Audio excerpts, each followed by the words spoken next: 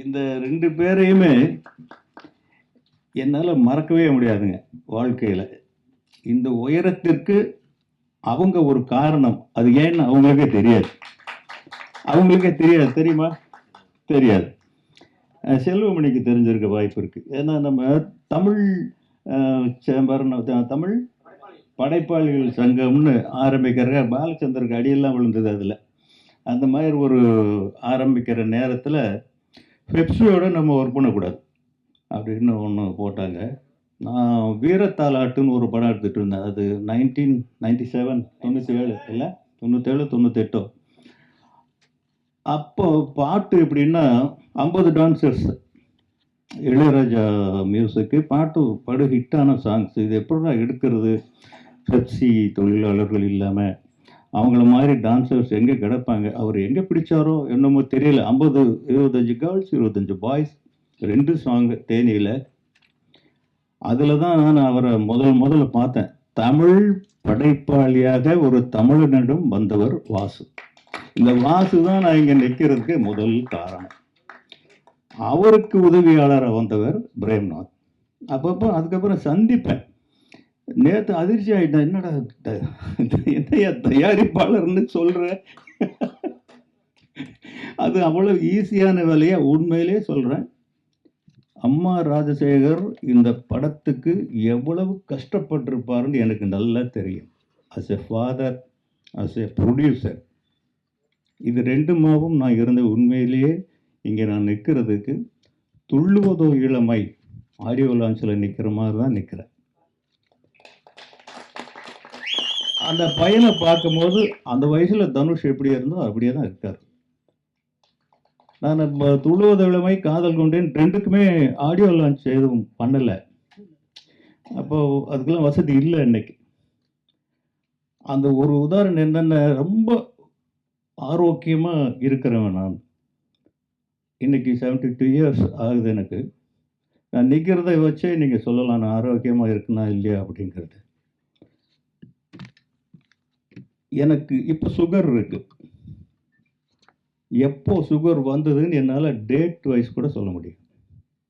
துள்ளுவதோ இளமை, காதல் கொண்டேன், அந்த 2 படம் ரிலீஸ்க்கு அப்புறம் தான் இந்த விஜய் ஹாஸ்பிட்டலில் போய் செக் பண்ணோம். சுகர் இருக்குன்னாங்க. 2 சுகர், 2 பிள்ளைங்க நல்லா வந்துருச்சு. அது ஒரு சுகர் கூட, இது ஒரு சுகர், 2 சுகர் வந்தது. ஆனால் ராஜசேகர் சார், உங்களுக்கு சுகர் வரக்கூடாது. நீங்கள் உங்களுக்கு ஆமாம், நீங்கள் ஒரு ஒற்றுமை இருக்குமா அதில்? நான் இவ்வளவு தூரம் நிற்கிறதுக்கு என் மனைவி தான் காரணம். எனக்கு அவங்க துள்ளுவதோ இளமையில் நாட்டுப்புற பாட்டு தான் என்னுடைய முதல் ப்ரொடக்ஷன். அது 1 இயர் ஓடிச்சு அந்த படம். நீங்கள் ஒர்க் பண்ணியா? ஓ, நீ ரொம்ப நாளாக எனக்கு தொந்தரவு பண்ணிக்கிட்டே இருந்திருக்க. எனக்கு தான் தெரியல. அப்போ இருந்து இந்த இடத்துல என் மனைவியை பற்றி நான் சொல்லித்தான் ஆகணும். என் மனைவி விஜயலட்சுமியை பற்றி சொல்லாமல் எந்த மேடையிலிருந்தும் நான் இறங்க மாட்டேன், கழுத்தை பிடிச்சவர்த்தாள்னா கூட. ஏன்னா அவங்க இல்லைன்னா இந்த குடும்பமே இல்லை. இன்னைக்கு வரைக்கும் அவங்க ரொம்ப சொற்பமான படிப்பு, ஒரு கிராமத்துலேடி. ஏதோ நான் ஒரு அந்த நேரத்தில் ஒரு உத்தியோகம் பார்த்துட்டு இருந்ததுனால ஏமாந்து எனக்கு பொண்ணை கொடுத்துட்டாங்க. வந்தாக்க மதுரையில் வந்து குடியிருந்தோம். 2 ரூபா கொடுத்து கத்திரிக்காய் வாங்கிட்டு வர சொன்னாக்க அது பாக்கி சில்லறை எண்ணி வாங்க அவங்களுக்கு தெரியாது. அவ்வளவு இன்னசென்ட். இது என்னடா யோசிக்கிறேன் நான். நிஜமாக ஒவ்வொரு ஆணும் யோசிக்க வேண்டிய யோசனை இது. நான் யோசித்தேன், ஏன் இந்த அம்மா இப்படி இருக்காங்க, இப்படி வச்சுட்டா அது எப்படி இவங்க. அதுக்கப்புறம் காலங்கள் போகுது, சென்னைக்கு வர்றோம், படம் தயாரிக்க வேண்டிய நிலைமை வருது. அப்போ தான் நான் அப்போ யோசித்ததனுடைய விளைவு, இவங்களை ஏன் ப்ரொடியூசர் ஆக்கக்கூடாது?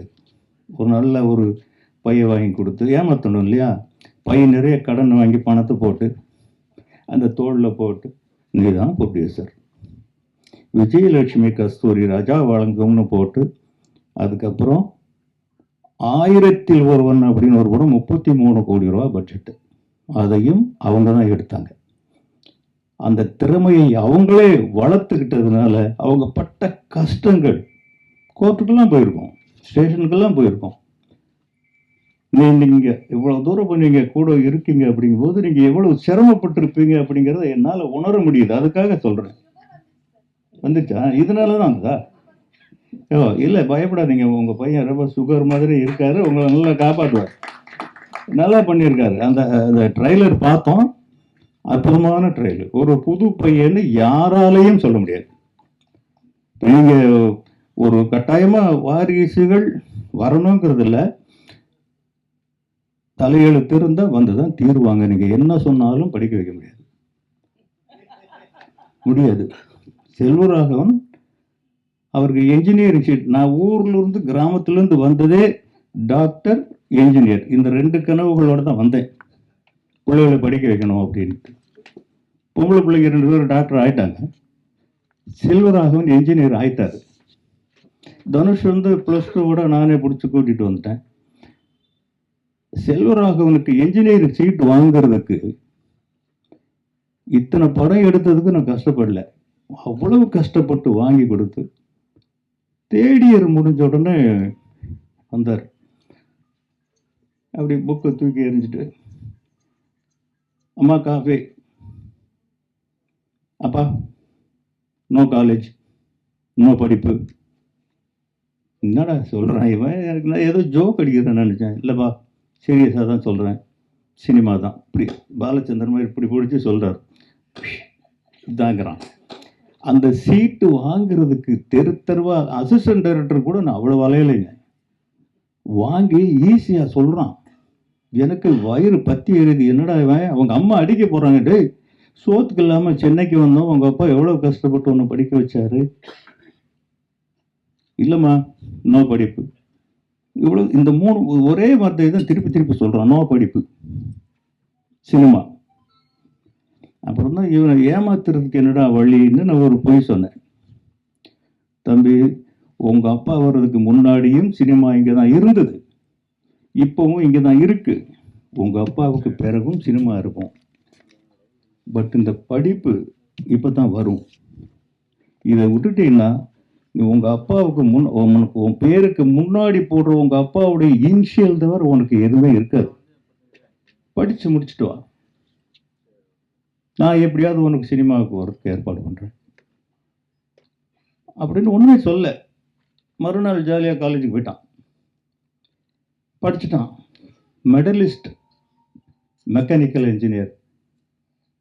நான் அதுக்கு முன்னாடி என்ன பண்ணேன், இவர் அமெரிக்காவுக்கு அனுப்பி படிக்க வைக்கலான்னு ஒரு ஏற்பாடு பண்ணி வச்சுருந்தேன். அதை மெல்ல சொன்னேன், இப்போ இந்த மாதிரிப்பா அமெரிக்காவில் போய் படி, சினிமாவும் படிக்கலாமா, 2ஐயும் படி. சினிமாவும் படிக்கலாங்கிறது பொய். அவரை வந்து டெக்ஸ்டைல் இன்ஜினியராக ஆக்கணுங்கிறது என்னுடைய கனவு. அவர் என்னை நாடு கடத்துறதுக்கு பிளான் பண்ணுறீங்களா, அதெல்லாம் வேற. நீங்கள் சொன்னதை நான் செஞ்சேன், நான் சொன்னதை நீங்கள் செய்யுங்க. இது 2 தான் அக்ரிமெண்ட். அவரு போகலை. அதுக்கப்புறம் படிப்புக்கு போகலை, வேலைக்கு போகலை. எந்த டைரக்டருமே அவர் சேர்த்துக்க மாட்டேங்கிறாங்க. கஸ்தூரி ராஜாவுடைய பையன்கிற ஒரே காரணத்தினால். செல்வமணிட்டு கூட வந்திருப்பேன்னு என்னன்னு தெரியல. அவர் நிறைய பேர்கிட்ட கேட்டேன், ஐயோ நான் எப்படியா நான் என் பேயன்னு திட்டுவேன், உங்கள் மகனை நான் திட்டுறது போகலை. அப்புறம் அவரே காதல் உண்டேன்னு வந்தது. எதுக்கு சொல்கிறேன்னா, படிக்க வச்சாலும் இன்னைக்கு ஒரு மெசேஜ் சொல்ல மறந்துட்டேன். என் பேரன் ஹீரோவாக நடிச்சிருக்கான். இப்போ நிலவுக்கு என் மேலே நடி கோபம், 3வது தலைமுறை அந்த இடத்துல வருது. +2 நல்ல ஸ்டூடெண்ட்டு. படிப்பு நிறுத்திட்டு அவங்க மாமா தனுஷ் வந்து கூட்டிகிட்டு போய் நடிக்க வச்சிட்டான். ஆக படிக்கணும், வந்தால் படிக்கணும். அதனால் என்ன பிரயோஜனம்? அதை விட சினிமாவை படித்தா கூட அந்த பையன் சொன்னான், அந்த என் பேரன் வந்து சொன்னான், நான் விஸ்காம் படிக்க போகிறேன் தாத்தா அப்படின்னா. எதுக்குடா, நம்ம வீட்லேயே 3 விஸ்காம் இருக்கு, நீ போய் என்ன அங்கே போய் காலேஜில் படிக்க போகிற, போ மாமாட்ட போயிரு அப்படின்னு அவரோட கொஞ்ச நாள் இருந்தால் ஏதோ நடிக்க வச்சுட்டான். ஆக 4 வருஷம் வீணாக போய்டும் ஒரு டிகிரி வாங்குறதுக்கு. யாரையும் படிக்க வேணான்னு சொல்ல, படிக்க வந்தால் படிப்பு தான். படிப்பு வரலையா, சினிமாவா, அந்த சினிமாவில் போட்டு அமைக்குங்க, அதில் அவன் திறமையை வளர்த்துக்கட்டும். அவன் படித்து முடித்து அதுக்கப்புறம் தாடியை வளர்த்து ஒவ்வொன்றுக்கும் ஒரு பருவம் இருக்குது, ஒரு பக்குவம் இருக்குது. எது வருமோ அதில் பிள்ளைங்களை செலுத்துறது தான் புத்திசாலித்தனம். அந்த பையனுக்கு நல்ல சினிமா வருது, நல்ல கண் இருக்குது, நல்ல அழகாக இருக்கான், ஃபிட்னஸ் ரொம்ப எவ்வளோ கஷ்டப்பட்டாரு தெரில, இவ்வளோ நல்ல ஃபிட்னஸ் இருக்குது. இதுக்கெல்லாம் என்ன பாடுபடுறாங்கன்னு எங்கள் பசங்களை நான் பார்த்துட்டு தானே இருக்கேன். தனுஷ் 6 பேக்கெல்லாம் வச்சுருக்காரு. அப்படின்னா ஒரு தடவை இது இந்த பொல்லாதவன் ஷூட்டிங்கில் வந்து கெய்டி தியேட்டரில் எங்கே நடக்குதுனாங்க போனோம், ஷூட்டிங் பார்க்க போகலாம் அப்படின்ட்டு. அப்போ அந்த கிளைமாக்ஸ் ஃபைட் எடுக்கிறாங்க, 6 பேக்கு காமிக்கிறது. ஒரு ஷாட்டு முடிச்சுட்டு ஓடி வந்து அப்படியே மல்லாக்கப்படுத்து தூக்கி அந்த வேர்வை சிந்தி மறுபடியும் ஷாட் எடுங்கிறாங்க, ஓடுறான். வயிறு எரிஞ்சிருச்சுங்க, பெத்த பிள்ளை இவ்வளோ டார்ச்சர் பண்ணியாட நம்ம நடிக்க வைக்கிறோம் அப்படின்னு. அவ்வளவு கஷ்டப்பட்டு தான் அந்த இடத்தை தக்க வைக்க முடிஞ்சது. அது மாதிரி நீ எவ்வளோ கஷ்டப்பட்டு போய் எனக்கு தெரியல, அதை விட்டுறாது. அதுதான் கேபிட்டல் ஒன்றுக்கு. சிவகுமார் அடிக்கடி சொல்லுவார், நடிகனுக்கு உடம்பு தாண்டா முதலீடு அப்படின்னு. அந்த மாதிரி அதை விட்டுறாத. உனக்கு நல்ல டேலண்ட் இருக்கு, படி, வந்தா படி, படிக்கிறேன்னு ஏமாத்திக்கிட்டு படிக்காத, நடிக்கத்தான் வருதா நடி, யார் சொன்னாலும் கேட்காத. Decision making useful.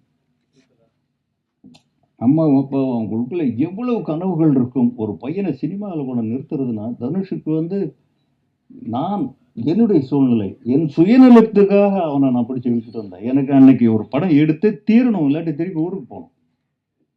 ஒரு பையன் கிடைக்கல. தெலுங்குல ஒரு பையன் இருந்தான், சித்திரம் உதயகிரன் இல்லை, உதயகிரன். அந்த படம் சூப்பர் ஹிட்டாக வந்துருச்சு, நம்ம கதை மாதிரியாக இருக்குது. அந்த பையனை கேட்டோம், சரின்ட்டான். ஓகே, ஷூட்டிங்லாம் டேட்ஸ்லாம் ஃபிக்ஸ் பண்ணி பிளான் பண்ணிட்டோம். திடீர்னு உஷாகரன்லேருந்து ஃபோன் பண்ணுறாங்க, அந்த பையன் நடிக்க முடியாதுங்க. நம்ம டேட்ஸு கொடுத்த அட்வான்ஸ் எல்லாமே போகுதுங்கும் போது வேறு வழியிலன்னு அப்போ தான் ஞாபகம் வருது, அடைச்சி நம்ம வீட்டில் ஒரு பையன் இருக்கானே அப்படின்னா. வீட்டில் சொல்லக்கூட இல்லைங்க, வாடா நான் ஸ்கூலில் ட்ராப் பண்ணுறேன்னு ஷூட்டிங் ஸ்பாட்டுக்கு கூட்டிகிட்டு போயிட்டு அங்கே வந்து அலறான், அப்படி இப்படி அலறான். அவர் எக்ஸாம் டைம் வரும், 2 மாதம் ஹாலிடேல முடிக்கிறேன்னு ஆரம்பித்து ப்ராமிஸ் பண்ணி வீட்டில் எல்லாரும் எகெயின்ஸ்ட். சந்தோஷமா இப்போ அவங்க லைஃப்பை நாசமாக்கிட்டீங்களா, இப்படி தான் எல்லாரும். இதுக்கப்புறம் செல்வமணி நீங்கள் சொன்னது ஒரு விஷயம் தப்பு. அதாவது அவங்க தனுஷ் வந்ததுக்கு செல்வாதான் காரணம், செல்வாதான் காரணம், அவங்க அப்பா தான் காரணம். 60% படம் எடுத்துட்டேன். ஆமாம், 60% படம் எடுத்துட்டேன். அதுக்கப்புறம் ஒரு கிராமத்து படம் ஒன்று வந்தது, காசு இல்லை. சரி இதையும் பண்ணால் அந்த காசையும் இதில் போடலாமே அப்படின்ட்டு என்னடா பண்ணுறதுன்னு, இவன் டைரக்டர் ஆகிறேன்னு சொல்லிட்டு இருக்கானே, இவங்கிட்ட கொடுத்து பார்ப்போம்னு 2 நாள் கொடுத்துட்டு நான் பின்னாடியே நின்றுருந்தேன், எப்படி எடுக்கிறாருன்னு பார்ப்போம். அவன் 60 அடி 100 அடி நல்லா ஷார்ட் லெங்க்த்தியாக எடுக்கிறார் செல்வா. நான் சொன்னேன், தம்பி இது வந்து எடுக்கிற, இது எப்படியா நீ எடிட் பண்ணுவ, இதில் ஒரு போர்ஷன் மட்டும் யூஸ் பண்ண முடியாதுல்ல அப்படிலாம் இருந்து. ஆனால் உண்மையிலே செல்வமணி நீங்கள் சொன்னது உண்மை. இல்லை நீங்கள் சொன்னது உண்மைன்னு இப்போ சொல்ல வரேன். செல்வராகவன் வந்ததுனால தான் அந்த துள்ளுவதோ இளமை அப்படி ஒரு படமாக வந்தது. நான் எடுத்திருந்தால் ஒரு படமாக வந்திருக்கும். 2வது, யுவன் சங்கர் ராஜாவுக்கும் செல்வராகவனுக்கும் மிகப்பெரிய நெருக்கமாயிடுச்சு. அதில் அந்த பாட்டு தாங்க. யுவன் சங்கர் ராஜா இல்லைன்னா 2 பேருமே, செல்வாவும் கிடையாது தனுஷும் கிடையாது. யுவன் தான் மெயின் ரீசன். அவ்வளோ நல்ல சாங்ஸ் கொடுத்துருந்தார். அதனால நம்ம பிள்ளை என்ன, இவன் யார் அப்படின்னு தீர்மானிக்கிற கடமை, பொறுப்பு, தலையெழுத்து எல்லாமே நமக்கு தான் இருக்கு. இன்னைக்கு பசங்க வேஸ்டா போயிடுவாங்கங்கிறது ஒரே ஒரு வழியில தான், ட்ரக்ஸ், போதை. இதில் போனால் தான் வீணாக போயிடுவானுங்க. மற்றபடி அவங்க நம்மளை விட அதிகமாக சாதிப்பாங்க. அவங்களுக்கு எல்லா அறிவும் இருக்குது. நம்மளை விட ஏன்னா ஒரு பிடிவாதமாக நான் சொல்கிறத கேள்றாங்கிறது எவ்வளோ பெரிய முட்டாள்தனம்ங்கிறது இன்னைக்கு வரைக்கும் நான் உணர்ந்துட்டு இருக்கிறேன்.